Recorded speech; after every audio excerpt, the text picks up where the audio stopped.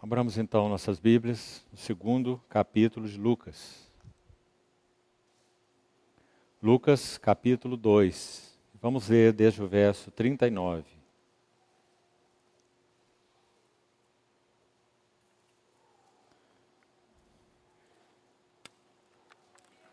Lucas 2, 39.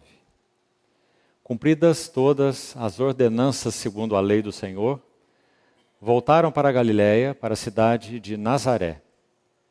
Crescia o menino e se fortalecia, enchendo-se de sabedoria, e a graça de Deus estava sobre ele. Ora, anualmente iam seus pais a Jerusalém para a festa da Páscoa. Quando ele atingiu os 12 anos, subiram, segundo o costume da festa. Terminados os dias da festa, ao regressarem, permaneceu o menino Jesus em Jerusalém, sem que seus pais o soubessem. Pensando, porém, estar ele entre os companheiros de viagem, foram caminho de um dia, e então passaram a procurá-lo entre os parentes e os conhecidos. E não tendo encontrado, voltaram a Jerusalém à sua procura. 3 dias depois, o acharam no templo, assentado no meio dos mestres, ouvindo-os e interrogando-os. E todos os que o ouviam muito se admiravam da sua inteligência e das suas respostas. Logo que seus pais o viram, ficaram maravilhados. E sua mãe lhe disse: Filho, por que fizeste assim conosco? Teu pai e eu, aflitos, estamos à tua procura. Ele lhes respondeu: Por que me procuráveis? Não sabíeis que me cumpria estar na casa de meu pai? Não compreenderam, porém, as palavras que lhes dissera. E desceu com eles para Nazaré, e era-lhes submisso. Sua mãe, porém, guardava todas essas coisas no coração. E crescia Jesus em sabedoria, estatura e graça diante de Deus e dos homens. Vamos orar.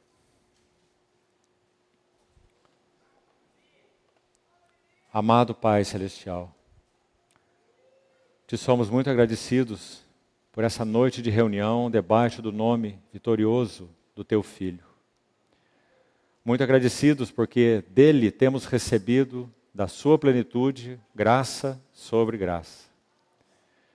Colocamos a tua palavra lida nas tuas santas mãos e suplicamos a habilitação do teu Espírito Santo para que a possamos compreender. Que o Senhor, pelas tuas próprias mãos, a escreva em nossos corações e permita que elas frutifiquem em nós para louvor da glória da tua graça. Abra os olhos do nosso entendimento. Concede-nos espírito de sabedoria e de revelação. Queremos ver as glórias da pessoa maravilhosa de teu Filho. Assim oramos, no precioso nome dele. Amém. Queridos irmãos, nós estamos finalizando esse capítulo 2 de Lucas. E temos dito então aos irmãos que um dos eruditos bíblicos que nos ajuda no estudo desse precioso evangelho chama esses 2 capítulos de o Evangelho da Infância, porque é muito particular de Lucas os relatos feitos nesses 2 capítulos. Realmente esse é, sem dúvida, o Evangelho da Infância. Quando nós observamos os personagens descritos nesses 2 capítulos, nós também chegamos a uma conclusão muito interessante.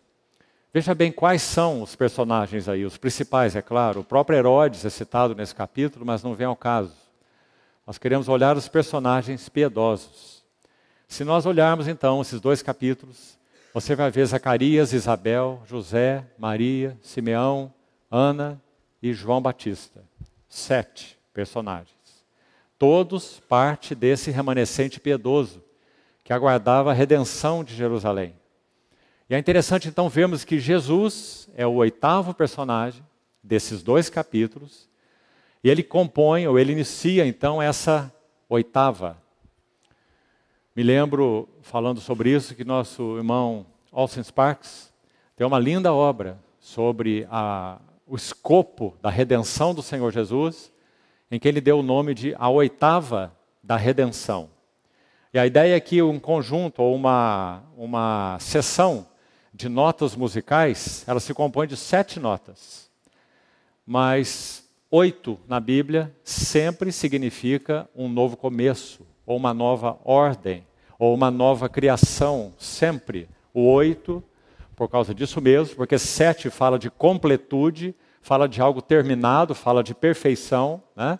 Então o 8 fala de uma nova ordem, ou de uma nova criação. Então é muito interessante que nós tenhamos, nesses capítulos iniciais, 2 casais, esposo e esposa, José e Maria, Zacarias e Isabel. Tenhamos mais um par, que é Simeão, que foi estudado na reunião anterior, provavelmente um ancião que toma o Senhor nos braços e anuncia aquele cântico que, em muitos aspectos, ele é mais profundo do que o Magnificat de Maria, do que a Beatitude de Isabel, do que o Benedictus de Zacarias, porque ele contém preciosíssimas verdades, inclusive apontando que Jesus seria essa salvação e luz para os gentios, o cântico de Simeão. Imediatamente após o cântico de Simeão, nós vemos Ana se aproximar, ver aquela cena, esse é o quadro, aquele bebê, o Redentor, o Verbo encarnado, nos braços de Simeão, que anuncia então aquela adoração maravilhosa naquele cântico. E então Ana tem uma atitude também. É dito que ela era uma viúva de 84 anos que não deixava o templo. Ela habitava no templo. Então, quando ela viu aquela cena, ela não tinha uma outra atitude, senão adorar o Senhor, louvar o Senhor e falar a respeito desse menino. E o versículo encerra assim: a todos os que aguardavam a redenção de Jerusalém. Ou seja, aqueles que tinham um coração voltado para a expectativa chave do povo de Deus da velha aliança. E é claro que a expectativa chave é a manifestação do Messias. Agora, irmãos, antes de entrarmos nessa sessão final desse capítulo 2, também extremamente preciosa, nós vamos ver e confiamos na ajuda do Senhor para isso. Observe bem, os tempos que nós vivemos claramente antecedem e iminentemente a gloriosa segunda vinda do nosso Senhor Jesus. Então vamos colocar essas duas coisas juntas. O que é que o Senhor esperava antes de sua primeira vinda? Qual era a expectativa do Deus da aliança, de Yahvé, nessa primeira vinda, ou na manifestação primeira do seu Verbo encarnado? Qual era a expectativa? É que houvesse entre o povo, vou usar aqui as palavras de Ezequiel no seu livro, aqueles que gemem e suspiram por Jerusalém. Gemem e suspiram. Acho que essas duas palavras do profeta Zacarias resumem bem qual era o coração desse chamado remanescente fiel.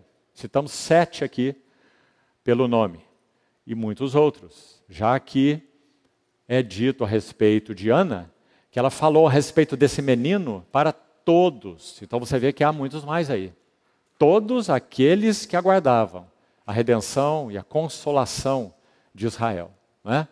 Então, meus irmãos, na primeira vinda, essa era a expectativa do Deus da aliança. Então agora, vamos transportar para a nossa hora.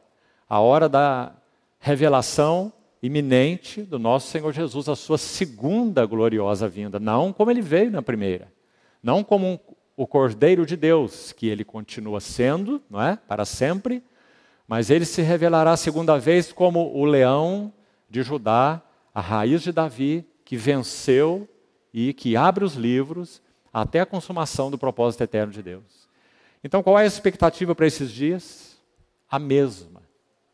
A expectativa do Deus da aliança, que agora não é apenas uma aliança com um povo terreno, limitada, geográfica, nacional, como era o caso de Israel, mas é uma aliança espiritual, porque em Cristo, e claro, para os que estão nele, porque creem nele, o receberam, não há grego e nem judeu, não há homem nem mulher, não há escravo nem livre, não há bárbaro e nem civilizado.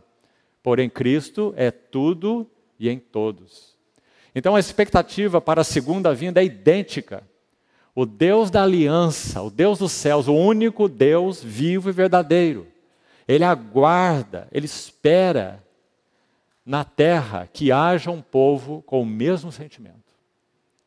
Aqueles que aguardam, que suspiram e gemem, não agora pela redenção de Jerusalém, ou consolação de Jerusalém ou de Israel, mas pela redenção e consolação e plenitude da realização dos seus propósitos no seu povo chamado, no seu povo separado, no seu povo regenerado, no seu povo adotado, no seu povo que foi chamado para ser constituído noiva para o seu filho, família para o Pai, templo para o Espírito Santo, para que o Deus triuno se satisfaça.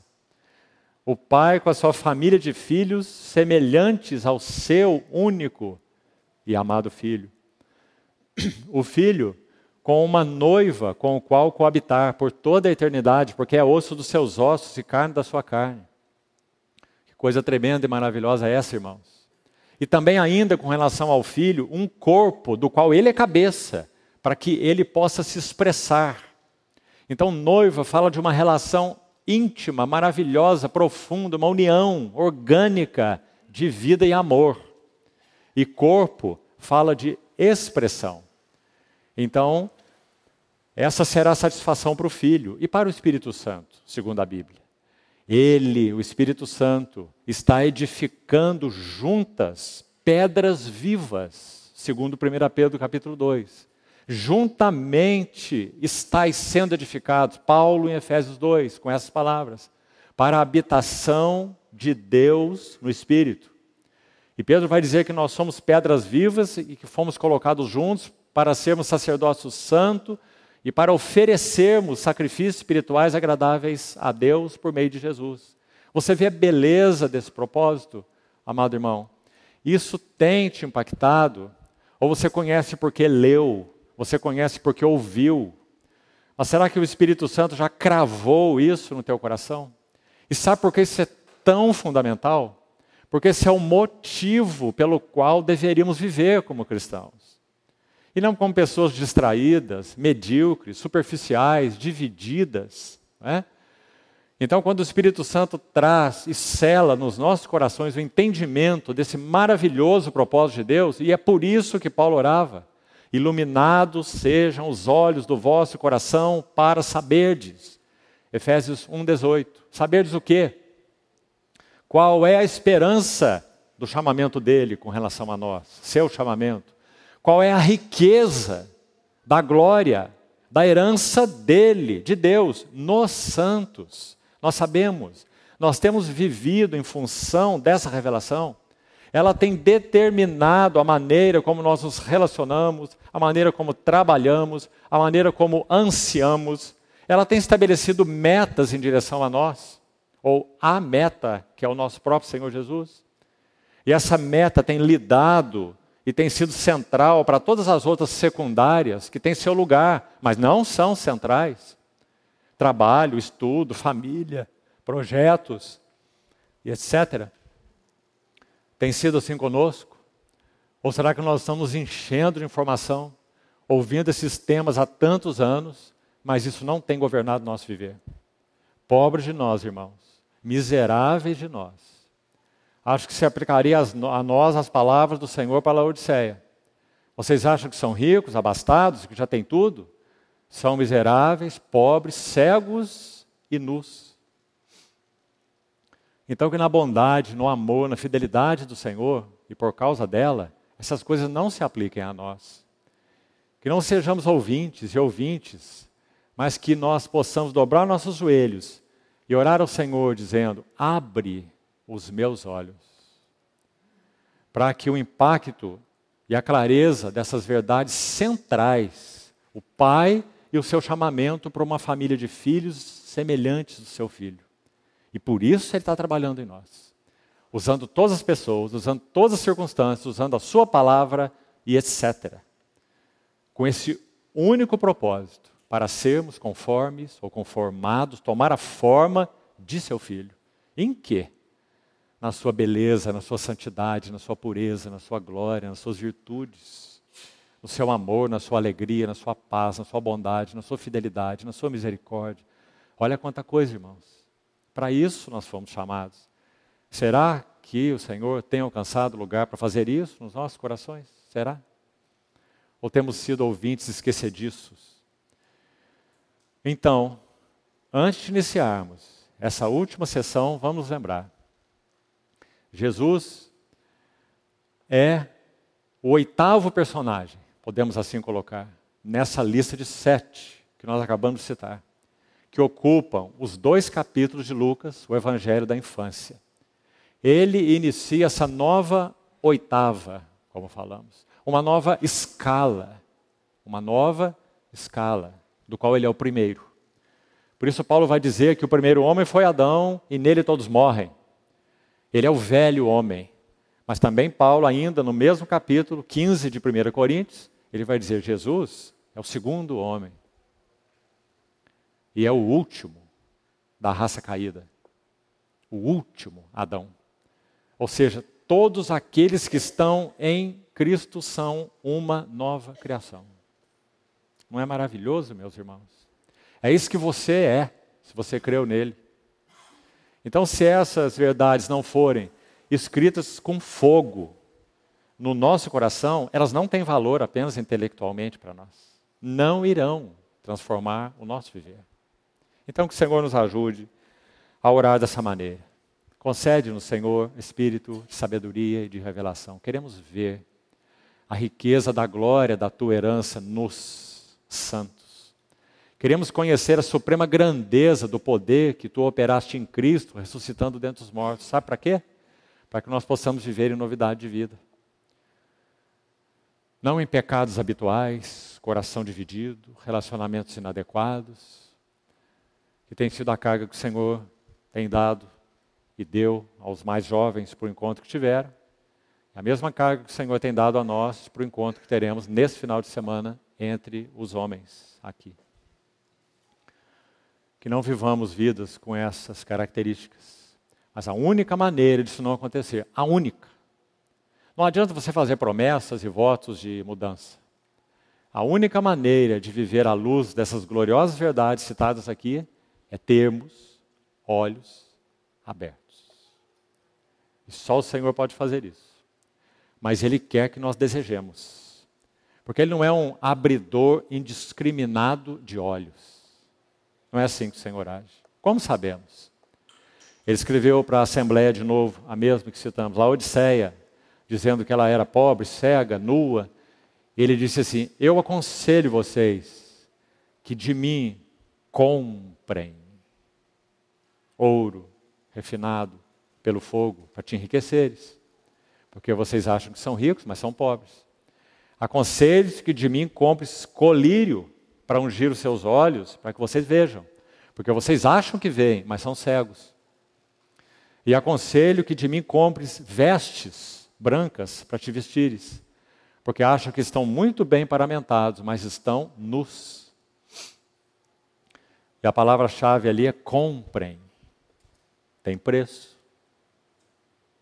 A salvação é de graça, mas a revelação é comprada. Como nós compramos revelação? Certa vez um jovem, ele ouviu Charles Spurgeon pregar. E ele ficou impactado como nunca, quando ouviu aquele pregador. Então, quando Spurgeon concluiu a mensagem, o jovem já o esperava lá na porta. E fez a seguinte pergunta para ele. Irmão Spurgeon, qual é o segredo do poder espiritual? Parece que pela pergunta, esse jovem tinha uma boa intenção, né? Ele ouviu um homem de Deus falar, ele queria ser usado, como esse homem era, com a mesma unção, vida, graça. Então parece que a pergunta foi realmente bem intencionada. E sem dúvida Spurgeon poderia ter dado muitas respostas, você não acha? Há muito tipo de resposta para essa pergunta. Qual é o segredo do poder espiritual? Ele poderia dizer, por exemplo, andar no caminho da cruz. Perfeita resposta, não é? Sem cruz não há poder. Mas não foi assim que ele respondeu. O discernimento que ele teve naquele momento para aquele jovem, naquela pergunta, foi respondido assim: suor, suor e suor. Você entende o que ele quis dizer ou não? Pensa que por um lado ele quis dizer, você não vai obter poder espiritual se você não gastar tempo com Deus e nas Escrituras.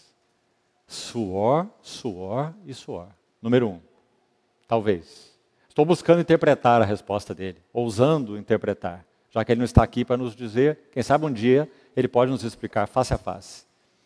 Há outro aspecto dessa resposta que entendo, é que ao pronunciar a palavra de Deus, se não houver isso que ele chamou de suor naquele que prega, ele é apenas um professor, quem sabe, de Bíblia.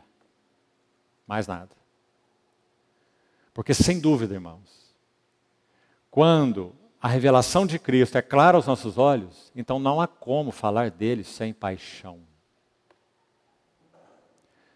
Você já ouviu falar de Martin Lloyd Jones, certamente. Um médico, cardiologista, que aos 29 anos deixou sua profissão para ser um pregador da palavra em tempo integral na capela de Westminster, em Londres.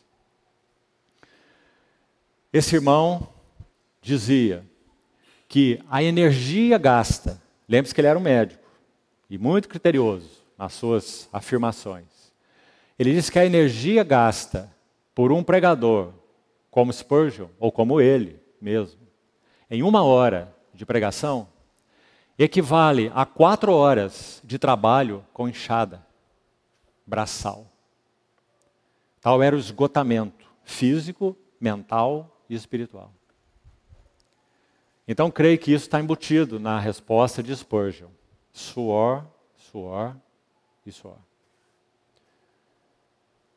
George Whitefield, quando foram registrar os seus sermões, perguntaram para ele se podiam registrar os seus sermões.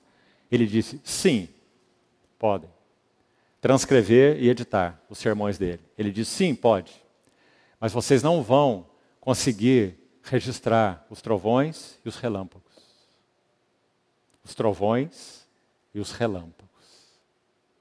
Por quê? Porque havia um fogo que ardia. Será que tem sido assim, meus queridos irmãos e irmãs, com os nossos corações? Independente de termos sido chamados para pregar a palavra ou não. Será que o nosso coração tem ardido pelo Senhor e sua palavra? Então, o Senhor Jesus marca essa nova escala. A 8ª, nesses personagens que são citados aqui. Então vamos ver um pouco sobre essa 8ª maravilhosa, o nosso Senhor Jesus. Sem dúvida, meus irmãos, vamos olhar de novo para nossas Bíblias. O verso-chave desse texto que lemos, nós iniciamos no 39, mantenha aí, por favor, aberto diante dos seus olhos, e fomos até o final, verso 52. Sem dúvida alguma, o verso-chave é o verso 49. Vamos lê-lo mais uma vez, e aqui nós vamos ficar em todo o tempo que tivermos hoje.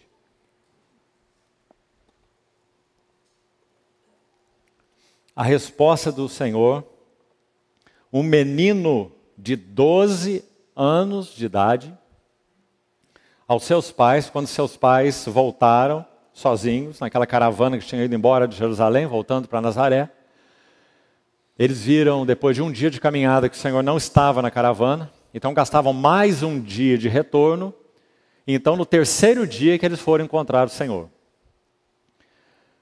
E esse menino, de 12 anos, um menino como qualquer outro, com exceção do pecado, ele respondeu assim à colocação da sua mãe no final do verso 48, que disse assim, teu pai e eu. Uma palavra bem de mãe realmente, né? Teu pai e eu estamos aflitos à tua procura. E ele lhes respondeu 2 coisas, ou 2 perguntas. Por que me procuráveis? É a primeira. Cheia de significado. E a segunda pergunta. Não sabíeis que me cumpria estar na casa de meu pai? Gostaria ainda de usar um texto, para que entremos com mais solidez nesse verso 49, do profeta Zacarias. Por favor, abra comigo no profeta Zacarias, capítulo 6. Um versículo profético sobre o nosso Senhor Jesus e particularmente sobre o crescimento do nosso Senhor Jesus. Zacarias capítulo 6, verso 12. E diz-lhe: assim diz o Senhor dos Exércitos. Ouça bem. Eis aqui o homem. Esse é o tema de Lucas, né? Nós podemos tomar essa frase, eis aqui o homem, para colocar como cabeçalho do Evangelho de Lucas. Para o Evangelho de Mateus é, eis aí o teu rei. Palavras de Isaías. Para o Evangelho de Marcos, também palavras de Isaías, é, eis aqui o meu servo. Lembra-se dessas palavras de Isaías? Para Lucas, é, eis aqui o homem. E para João, as palavras, de novo Isaías 40, dizei a Sião, o teu Deus reina. Eis aqui está o vosso Deus. O Senhor encarregando Isaías a dizer a Jerusalém, eis aqui está o vosso Deus. Esse seria um cabeçalho para o Evangelho de João. Eis aqui está o homem cujo nome é Renovo. Você vê que o nosso tradutor tomou cuidado em colocar letra maiúscula. Porque é claro que está se referindo ao nosso Senhor Jesus. Né? Um homem cujo nome é Renovo. A tradução que estou lendo diz, ele brotará do seu lugar e edificará o templo do Senhor. Claríssimo, não é? Zorobabel já estava edificando o templo do Senhor. E foi nesse tempo que Ageu e Zacarias profetizaram. Então é muito claro que esse homem cujo nome é Renovo não é Zorobabel. E muito menos o sumo sacerdote Josué, que operava na mesma época que ele. Né? Nenhum deles. Esse homem que se chama Renovo, obviamente se refere ao nosso Senhor Jesus. Então, duas coisas sobre ele aí, note por favor com atenção. A primeira, ele brotará do seu lugar. Temos que explicar isso aqui, já vamos fazer daqui a pouco. E a segunda coisa, ele edificará o templo do Senhor. Quem foi que disse, eu edificarei a minha igreja? E as portas do inferno não prevalecerão contra ela. O nosso Senhor Jesus. Agora, a primeira frase para o nosso encargo hoje é a que importa aqui. Ele brotará do seu lugar. Na verdade, irmão, essa expressão é mais específica. A ideia é, ele crescerá a partir do seu próprio lugar. Sabe por que nós estamos destacando isso? Parece que a frase é a mesma coisa, mas observe que se você buscar aí a palavra original, vendo que ela significa crescerá, e crescerá a partir do seu próprio lugar, essa frase se torna muito interessante à luz do que nós vemos em Lucas 2. Lucas 2 está dizendo que esse verbo encarnado, esse menino, como é dito lá, antes de usar a palavra menino, usa uma outra palavrinha que é criança, o bebê, aquele que foi tomado nos braços de Simeão e de Ana. É dito que essa criancinha, esse bebê, ele crescia e se fortalecia, crescia enchendo-se de sabedoria e a graça de Deus estava sobre ele. Ali no verso 39 e 40. Então, essa expressão, ele crescerá a partir do seu lugar, é tão bonita, sabe por quê? Jesus nasceu em Belém, mas foi criado em Nazaré. Vamos pensar sobre Nazaré. Sem dúvida você conhece algumas expressões. Quando em João capítulo 1, vai ser dado um recado para Natanael, que eles encontraram o Messias, em João 1. Você lembra o que Natanael disse? Para o seu interlocutor? Porventura pode vir alguma coisa boa de Nazaré? Lembra? Você se lembra quando os fariseus e doutores da lei indagaram Nicodemos, provavelmente membros do Sinédrio, em João 7. Indagaram Nicodemos e disseram assim, examina na lei, e você vai ver que de Nazaré não se levanta nenhum profeta. Ouviu bem, irmão? Nazaré era uma cidade, era um vilarejo, pequenino, obscuro e desprezado. Nazaré, inclusive, estava na Galileia. Galileia era um lugar de mestiços. Por isso é chamada Galileia dos gentios, né? Os puros, que se consideravam puros, moravam na Judéia. Os que moravam na Galileia eram considerados de segunda classe. Por isso o Senhor Jesus é dito dele que ele seria luz, e ele seria aquele que seria luz e vida para a Galileia dos gentios. Lembra-se dessa expressão?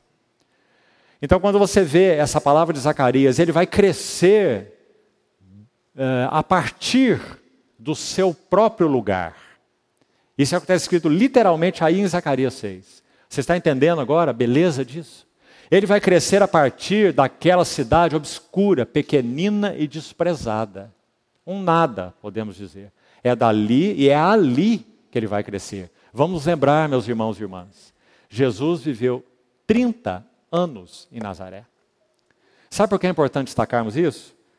Aplique isso para a sua própria história. Com o seguinte axioma, porque esse é um princípio inviolável para todos nós. É Deus quem designa e determina o lugar a partir do qual todos nós fomos chamados para crescer para Ele. Ouviu bem, irmão? Então nunca murmure diante do Senhor a respeito do lar que você nasceu. Nunca. Porque Deus, na sua infinita sabedoria, foi quem fez com que você nascesse nesse lar e tivesse os pais que você teve. Sabe qual é o motivo? Aí você diz, mas não pode. Foram só desastres. E as pessoas, quantas pessoas já encontramos na nossa história de comunhão com irmãos, que foram, por exemplo, abusadas sexualmente, quando bebês, quando crianças, quando meninos, tanto meninos quanto meninas. E então eles creem no Senhor e se convertem. Como eles devem ver sua história? Onde abundou o pecado, superabundou a graça. Se isso não for visto assim, nunca haverá um caminho de cura e de restauração do espírito, até mesmo do espírito, da alma, das afeições e até mesmo do corpo.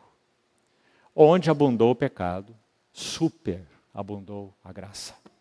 Porque a história do Senhor conosco começou muito antes da nossa história com Ele. Quando começou a história do Senhor conosco? Escolhidos em Cristo antes da fundação do mundo. Aí começou a história dele conosco. E nós ainda não tínhamos nenhuma história com ele, pessoal e direta.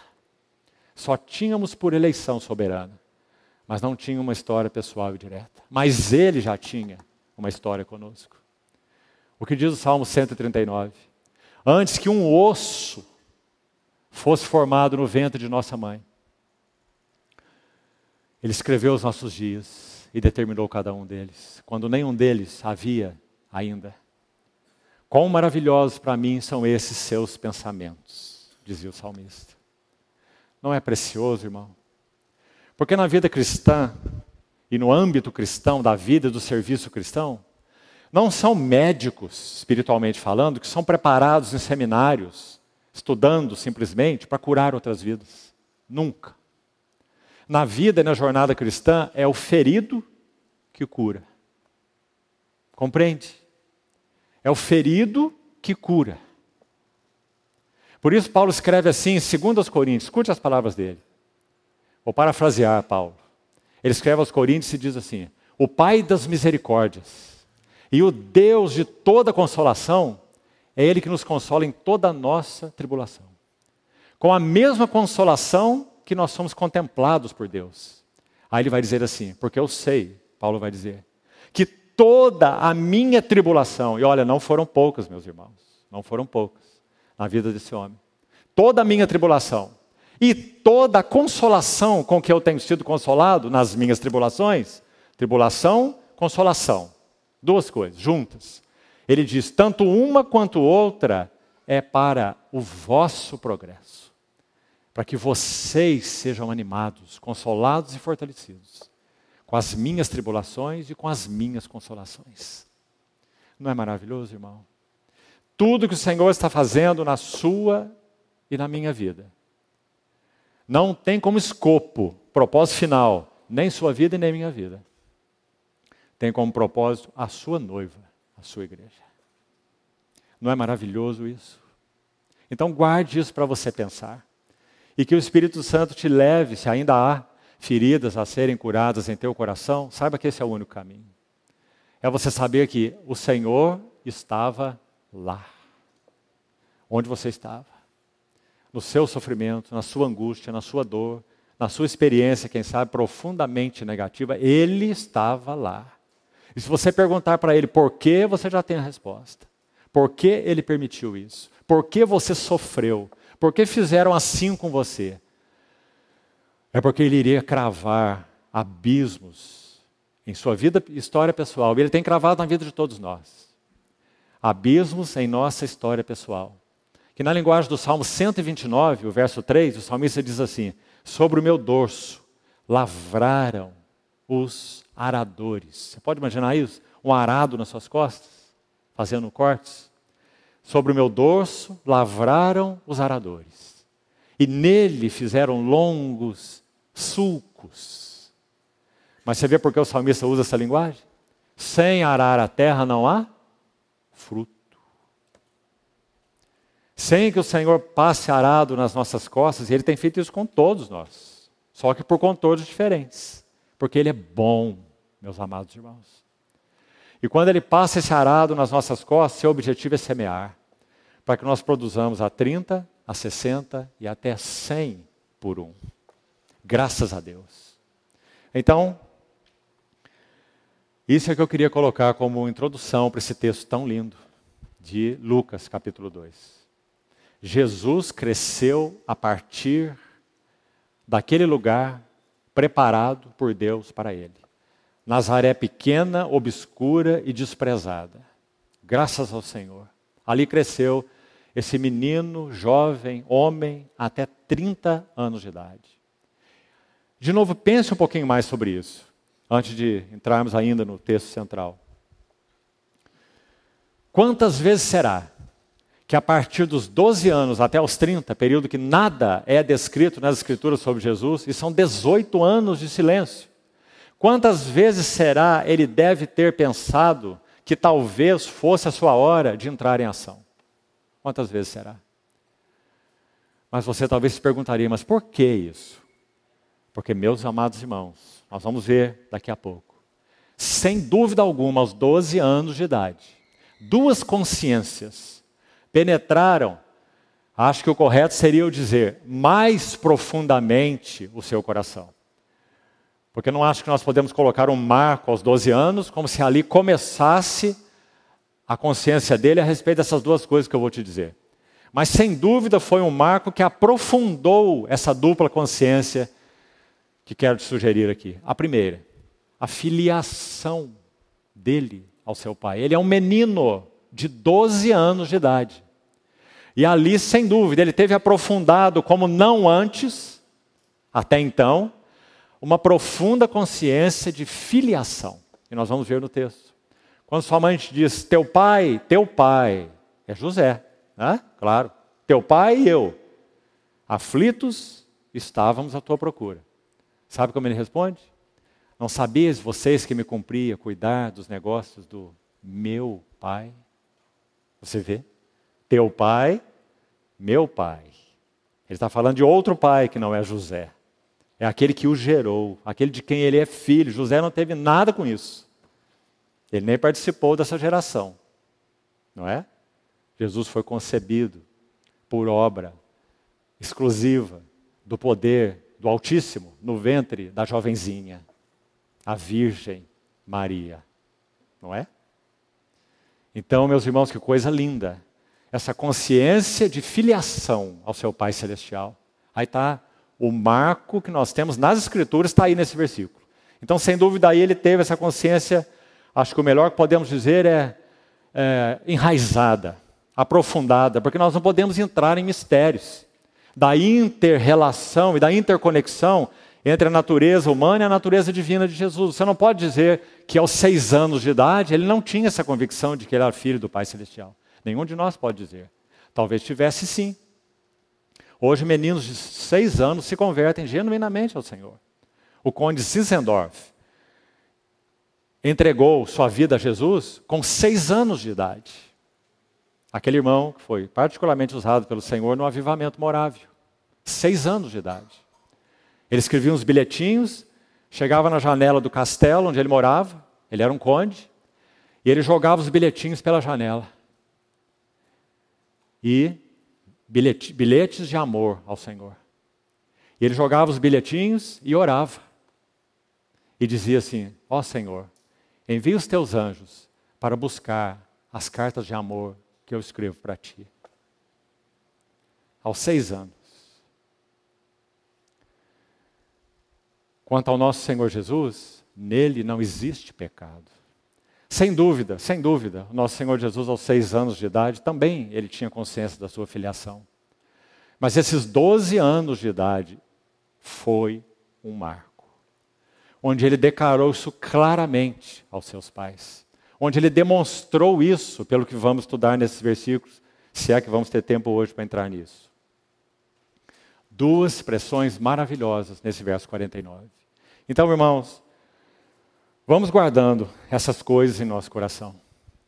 Por enquanto, permita que o Senhor marque o teu coração com esse texto de Zacarias 6. Ele crescia a partir do lugar que Deus preparou para ele. E assim preparou para mim e para você. Tudo. E continua preparando. Preparou hoje o marido que você tem, a esposa que você tem. Não dê coices nos arranjos providenciais de Deus. Não faça isso. Ele preparou para você o seu cônjuge, marido ou mulher. Ele preparou para você os seus filhos. Ele preparou para você os seus irmãos. E o propósito dele? Que cresçamos para ele, por meio dos seus arranjos, daquilo que ele preparou.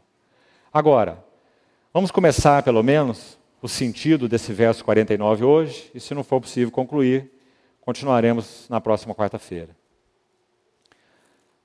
As 2 frases, meus amados irmãos, descritas aqui, são, já falamos, extremamente penetrantes. A primeira, Jesus está respondendo às perguntas que sua mãe fez, né? Teu filho, teu pai e eu aflitos estamos à tua procura. Antes disso, ela fez a pergunta: filho, por que fizeste assim conosco? Verso 48. E ele responde com 2 perguntas. É muito interessante o nosso Senhor. Lembre-se, são as primeiras palavras registradas de Jesus, certo? Elas teriam que estar prenhes, vamos dizer assim, de verdade, de significado, de beleza, de profundidade. E nós vamos ver. Consciência de filiação e consciência de messianidade, ou consciência de vocação. Não é? Essas são as 2 consciências marcadas aí que nós vamos estudar. Filiação e vocação, ou filiação e missão, ou a messianidade do Senhor. Ele reconhecer, ele saber, ele declarar claramente, reconhecer, ele já certamente o havia reconhecido, que ele é o Messias e para isso ele veio. Messias, Cristo, ungido. A mesma palavra, não é? Unção para uma missão ou para uma função. Então a consciência de filiação, ele é filho, mas qual a função desse que é filho? Filho fala do que ele é, Messias fala do que ele veio fazer. Por isso Pedro diz: tu és o Cristo, é o que ele veio fazer, o Messias, tu és o Filho do Deus vivo. Né? É o que ele é, filho, e o que ele veio fazer, Cristo, a missão. As 2 coisas estão aí, nesse texto. Então, a primeira implicação dessas 2 perguntas que o Senhor faz respondendo à colocação da sua mãe. Consciência, como já falamos então, de filiação e de messianidade. Agora, Antes de entrar nisso, explicando, com a ajuda do Senhor, eu quero ler para os irmãos 4 versões, 4 traduções, para nos ajudar a entender bem o que o Senhor quis dizer com essa frase segunda, que seria a segunda pergunta. Olha aí, no verso 49. Pergunta retórica, certo? Jesus não está esperando resposta nenhuma dos pais dele, certo? Então isso se chama pergunta retórica. É uma pergunta que não requer resposta. A primeira, por que me procuráveis? A segunda, não sabias que me cumpria estar na casa do meu pai? Essa segunda, que é a mais penetrante. Vamos ver então as traduções que vão nos ajudar a entender o que o Senhor realmente quis dizer com essa frase tão maravilhosa. A primeira tradução é talvez a que é considerada a mais fidedigna, de modo geral, entre todos os cristãos. É a King James Version. Ela diz assim: como é que me procuráveis? Como é que me procuráveis? Então, essa primeira expressão já denota claramente que nosso Senhor está admirado deles estarem procurando por Ele. Como que dizendo, vocês não precisavam me procurar. E vamos ver por quê, daqui a pouco. Aí a segunda parte, então, que estamos destacando por enquanto, a parte final desse verso 49, na versão King James diz assim: não sabíeis que eu devia estar nos negócios do meu pai. Então vá guardando aí. Vocês não sabiam que eu dever, uma incumbência, uma obrigação, algo que ele não podia se desvincular. Por isso esse devia é tão importante. Na versão Revista Atualizada de Almeida diz cumpria, também é uma boa palavra. É algo que cumpre ser feito, né? Que requer um cumprimento. Então, de novo, a versão King James. Não sabíeis que eu devia estar, e aqui subentende-se envolvido, né? Estar nos negócios do meu pai. Que palavra bonita essa negócios, né? Porque os negócios de José, o pai adotivo de Jesus, o pai natural, era carpintaria, não é? Não tinha nada a ver com os doutores e os mestres do templo, onde Jesus estava. E onde ele disse, eu estou aqui cuidando dos negócios ou interesses do meu pai. Claro que ele está falando de outro pai, do seu pai celestial, não é? Então, essa é a primeira versão. A segunda, uma versão chamada New Translation, diz assim: não sabíeis, de novo, que eu devia, usa a mesma palavra, que é a versão King James, eu devia estar, e agora aqui a mudança é, na casa do meu pai. Que também a Revista Atualizada de Almeida usa, casa. Os que têm estão vendo aí a palavra casa. Essa versão usa a palavra casa também, enquanto a versão anterior usou negócios. Precisamos combinar essas coisas e vamos fazer depois. A próxima tradução, também extremamente conceituada, de um erudito bíblico chamado Young, tradução de Young, diz assim: não sabíeis que nas coisas, com a ideia de interesses, nas coisas do meu pai me cabia estar. Então nós já temos devia estar, agora temos cabia estar, nós já tivemos negócios do meu pai, já tivemos casa do meu pai, agora temos coisas do meu pai. Está vendo? Casa, negócios e coisas, interesses. E ainda, a última versão é de Darby, também uma versão bastante confiável. E Darby traduz assim: não sabíeis que eu devia, usa também a mesma palavra devia, só que ele usa a expressão estar ocupado, que na verdade é a mesma palavra traduzida, né, do inglês para negócios, uma ocupação, né, business, uma ocupação. Então, ocupado com os negócios de meu pai. Então veja bem essas expressões, devia estar, me cabia estar, e as expressões negócios, casa, coisas, e essa importante expressão de Darby aqui, devia estar ocupado com os negócios, não apenas nos negócios, né? Mas ocupado com os negócios. Não é questão de eu estar envolvido com o negócio enquanto o negócio está aberto. Vamos pensar num comércio, né? Eu estou envolvido com o negócio das 8 às 18, né? Depois eu vou jogar futebol. A ideia é, eu estou engajado, eu estou envolvido com esses interesses do meu Pai. E isso é 24 horas por dia. Então essa é a ideia de ocupação, como o Darby traduz. Eu devia estar ocupado com os negócios do meu Pai. E na verdade, meus irmãos, não é esse o tema dessa sessão que estamos estudando? Nós estamos vendo aí esse menino, não podemos ainda dizer homem, não é? Que bom, que lindo, já aos 12 anos. Esse menino perfeitamente ocupado com os interesses do seu Pai Celestial.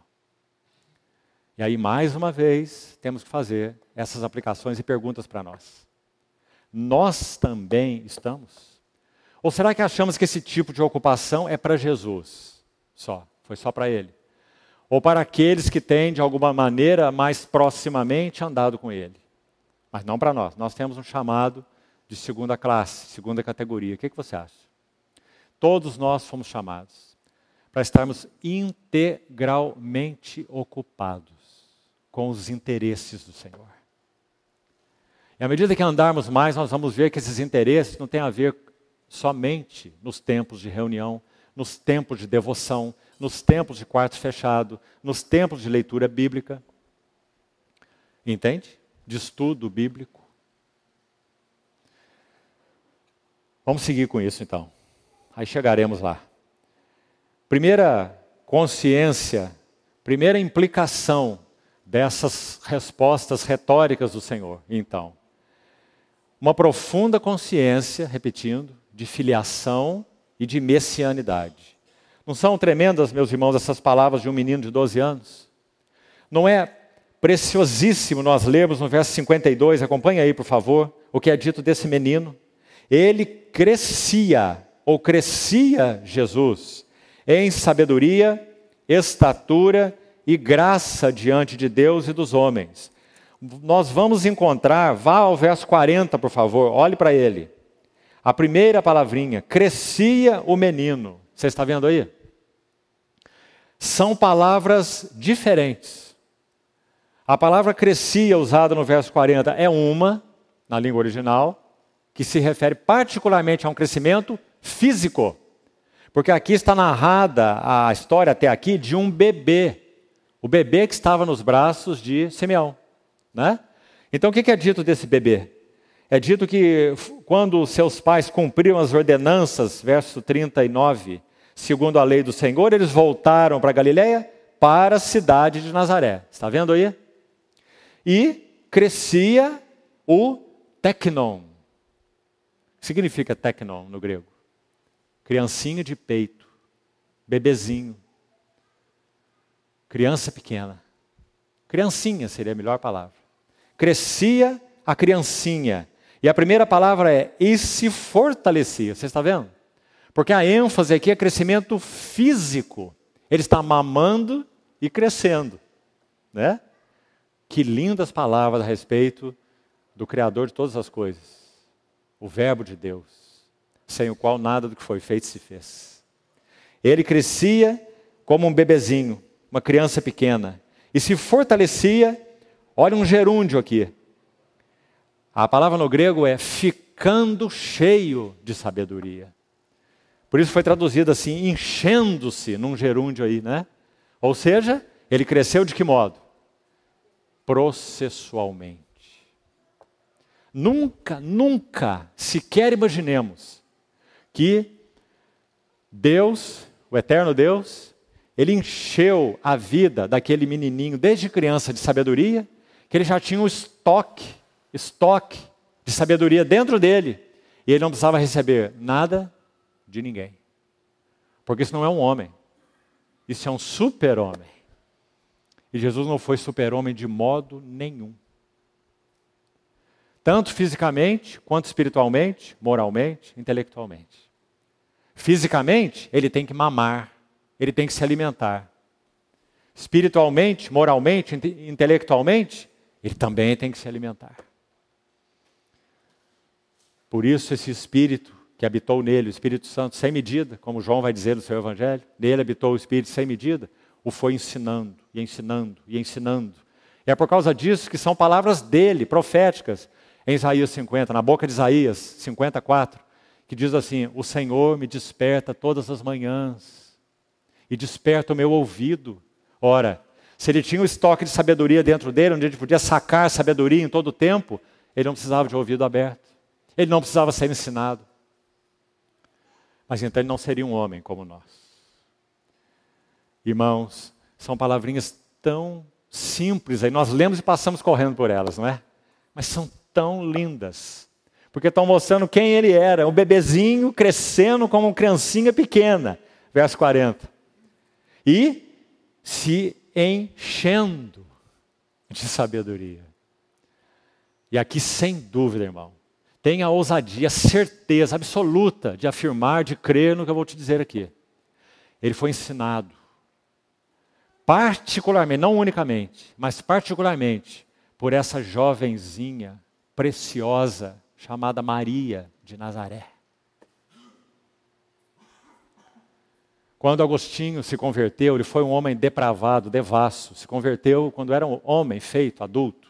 E você sabe quem ele foi e o que ele representou para a igreja de Deus. Quando ele narra a sua história sem Deus, depois da sua conversão, é claro, narrando a sua história, sabe o que ele diz? Sua mãe se chamava Mônica.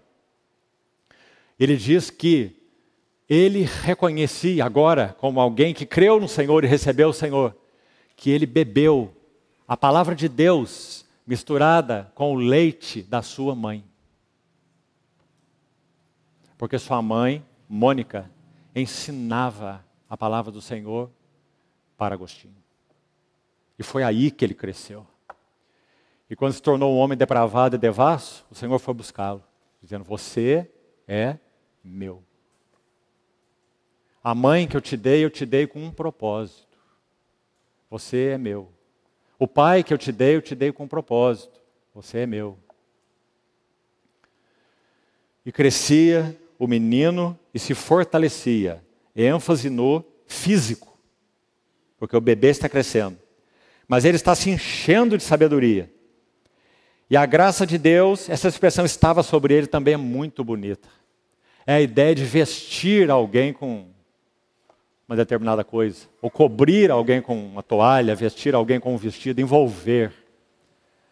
Se fortalecia fisicamente, crescia, ele se enchia de sabedoria e ele estava coberto pelos cuidados e pela proteção do seu Pai Celestial.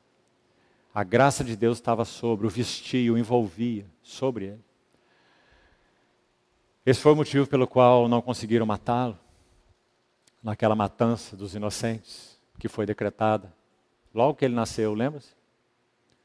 Ele foi preservado, cuidado, porque a graça de Deus estava sobre ele.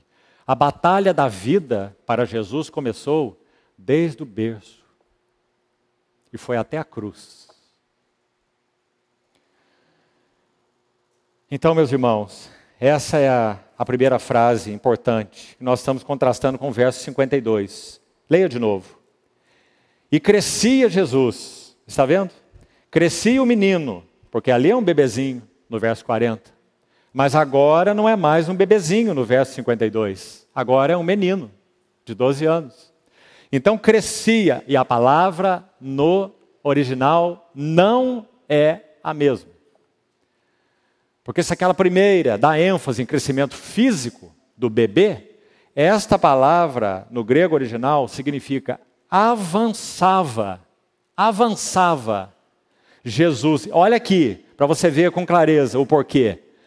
Você não tem aqui em primeiro lugar o fortalecimento dele, como está escrito lá no verso 40. Crescia o menino e se fortalecia. Você está entendendo? Porque a ênfase é física. É crescimento físico, como já falei no verso 40. Mas no verso 52, a ênfase não é crescimento físico. A ênfase é crescimento moral, espiritual e intelectual. As três coisas juntas. Espiritual, moral e intelectual. Então a palavra é, ele avançava, ou avançava Jesus em sabedoria. E agora sim, em estatura. Estatura vem depois, está vendo? Porque ele já tinha 12 anos. Já era um adolescente, um menino. Então, em sabedoria ele avançava, e também em estatura, e também em graça. E graça significa muita coisa. Significa que ele tinha o favor de Deus. Significa que ele tinha a satisfação dos homens. Qualquer um que olhasse para ele, imagine seus pais, para começar por eles, imagine os seus vizinhos na cidadezinha de Nazaré. Todos que viam aquele menino, viam algo que outros meninos não tinham. Não é porque ele era um super menino, mas porque ele era um menino santo, sem mácula, perfeito em sabedoria, perfeito na sua relação com Deus, nunca foi quebrada, como a nossa tantas vezes já foi, nunca.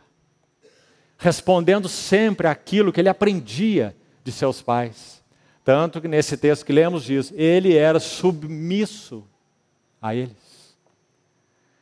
Ah, meus irmãos, que menino maravilhoso. Mas um menino. Idêntico a todos os meninos. Só que ele não tem nele esse intruso que está na vida de todos os meninos, que se chama pecado. Que obscurece o entendimento, que afeta a moral, que enfraquece o espírito, que danifica a alma. Avançava Jesus em sabedoria, estatura e graça diante de Deus e dos homens. Esse é o nosso Salvador. Esse é o nosso Redentor. Esse é o amado de nossas almas. Esse é o singular aos nossos olhos. Para nós outros que cremos, Ele, e somente Ele, é a preciosidade. Mesmo que seja uma pedra que os construtores jogaram do lado de fora de Jerusalém, no lixo, no lugar do lixo. Mas para nós que cremos, Ele é a preciosidade. A pedra que os construtores rejeitaram. Para com Deus ela é eleita e preciosa. E Deus o fez a pedra angular do seu edifício. Sem Ele tudo desaba. Louvado seja o nome do nosso Senhor. Vamos seguir um pouquinho mais. E continuamos na quarta-feira que vem. Ainda um pouco sobre essa palavra do verso 52. Crescia. E vamos concluir por aqui hoje. Essa palavra no grego é prokopto. E dá a ideia de avançar. Nós já acabamos de explicar aí. Avançava Jesus. Agora, buscando a ajuda de dois eruditos na língua original. Todos dois tremendos. Um se chama Tyre. Ele explica essa palavrinha. Você vê que uma palavra, irmão, é cheia de significado. E por que é importante não só meditar na Bíblia, mas também estudar a Bíblia? Essa palavrinha, prokopto, crescia, avançava. Olha o que ela significa.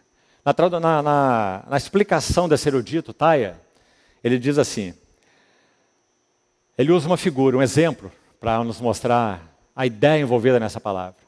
É como um ferreiro que quer aumentar o tamanho de uma barra de metal, certo?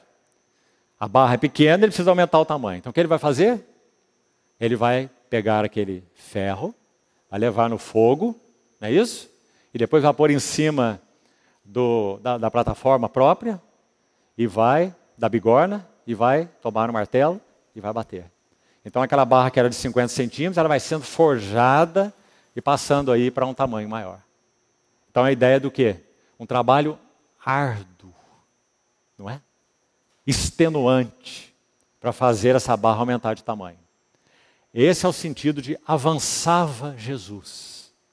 O outro sentido é correlato a esse, mas esse outro erudito, olha que interessante. Ele usa uma outra figura para expressar o sentido da mesma palavra. Ele se chama Dean Farrar. Ele explica da seguinte forma. A ideia dessa palavra avançar, prokopto, significa um trabalho de pioneiros que pegam seus facões, seus machados e vão arrancando árvores pelo caminho afora, no meio da mata fechada, para abrir caminho para um exército. Assim que era feito antigamente, as batalhas antigas. Não eram soldados que abriam caminho. Eram operários especialmente designados para abrir caminho para o exército passar. Eles estavam de armadura, eles não podiam usar machado e facão, né? Então a mesma ideia de trabalho extenuante, de trabalho excessivo, um trabalho árduo. Por que isso importa para nós? Ah, irmão, eu acho que importa muito. Muitíssimo. Porque Jesus cresceu como então? Como que Jesus avançou? Ele avançou porque ele realizou um trabalho extenuante, árduo, para que ele crescesse em sabedoria. Qual é o tipo de trabalho árduo que Jesus realizou? Vou te citar o primeiro. Ele tinha que primeiro aprender a ler, né? Ser alfabetizado pelos seus pais. Ele tinha que ler as Escrituras, e ler as Escrituras, e ler as Escrituras, e ler as Escrituras, e ler as Escrituras. Quando Bhagat Singh, aquele obreiro indiano que viveu, vamos terminar aqui com isso por hoje, que serviu o Senhor na Índia, na mesma época que o Watchmani na China. E certa vez ele tem uma história maravilhosa de conversão ao Senhor e de utilidade na obra de Deus, pregando o Evangelho na Índia, estabelecendo assembleias locais, mais de 10 mil assembleias locais na Índia, de norte a sul. Você pode imaginar o que são 10 mil assembleias locais? Esse irmão um dia ele era um engenheiro mecânico, não era teólogo, nunca foi a seminário. E ele teve uma entrevista com Martin Lloyd Jones, que também não era teólogo, nunca foi a seminário, era um médico. Um engenheiro e um médico. 2 homens de Deus. E quando Martin Lloyd Jones foi entrevistar Bhagat Singh, ele perguntou a ele ficou impressionado com Bhagat Singh. E ele fez a pergunta seguinte para ele: como você pôde alcançar tal conhecimento das Escrituras? Porque sabe, irmão, abrindo um parênteses aqui, certamente os britânicos tinham uma certa dificuldade com os indianos, porque a Índia foi colonizada pelos britânicos. Você sabe disso. E eles consideravam a Índia simplesmente uma colônia paupérrima, não é? E os britânicos constituíram um império tremendo, não é? Então Martin Lloyd Jones era um britânico e Bhagat Singh era um indiano. Então, quando ele foi entrevistado por Martin Lloyd Jones ficou impressionadíssimo com ele. E disse: como você pôde obter tal conhecimento das Escrituras? E a resposta de Bhagat Singh foi a seguinte: lendo a minha Bíblia. De joelhos. Até 14 horas por dia. Assim teve que fazer o nosso Senhor Jesus. Ler as Escrituras, ler as Escrituras, ler as Escrituras. E já desde cedo, porque é certo que o seu pai havia morrido muito antes dele iniciar o seu ministério aos 30 anos. Ele já era órfão. E era o primogênito. E tinha que ser arrimo de família, cuidando da sua mãe e dos seus irmãos, na carpintaria. Então ele tinha que trabalhar como carpinteiro, para o sustento da mãe e dos irmãos, e ler as Escrituras. Para que ele avançasse em sabedoria e no conhecimento de Deus. Meus irmãos, louvado seja o nome do Senhor, porque nós temos nele esse modelo maravilhoso. E mais que isso, é Ele mesmo que mora em nós hoje pelo Espírito Santo, para nos dar a mesma sede de Deus, a mesma sede pelas Escrituras. Então seja cuidadoso. Não fique lendo livros demais e nem ouvindo coisas de YouTube demais, de tantas vozes que são ouvidas por aí. Faça isso razoavelmente. Leia as Escrituras. Leia as Escrituras. Leia as Escrituras. Para que você avance em sabedoria. Para que a graça de Deus seja evidente na sua vida. E para que então o Espírito Santo tenha material para usar. Primeiro, usar para conosco mesmos, né? Uma espada para ferir nosso próprio coração. Nos podar, nos nutrir, nos edificar, nos consolar, nos ajustar, não é? Mas também o Espírito Santo tem a substância para usar na vida dos outros.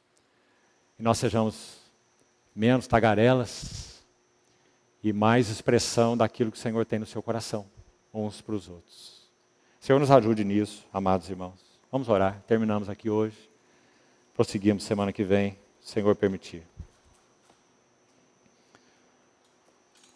Obrigado, querido Pai Celestial, porque o Senhor a Ti aprouve, pelo Teu Espírito Santo, deixar essas escrituras tão preciosas, gravadas, escritas para nós, tão distantes no tempo, quase 2000 anos dessa história.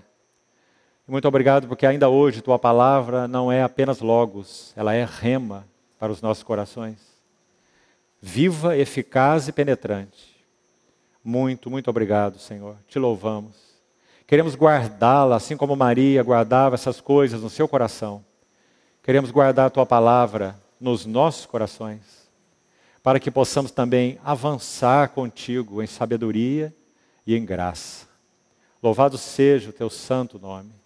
Tu és aquele que para nós é o santo, inculpável, sem mácula, separado dos pecadores e feito mais alto do que os céus. Bendito seja Teu nome, Senhor. Recebe nossa gratidão e nossa adoração. Amém.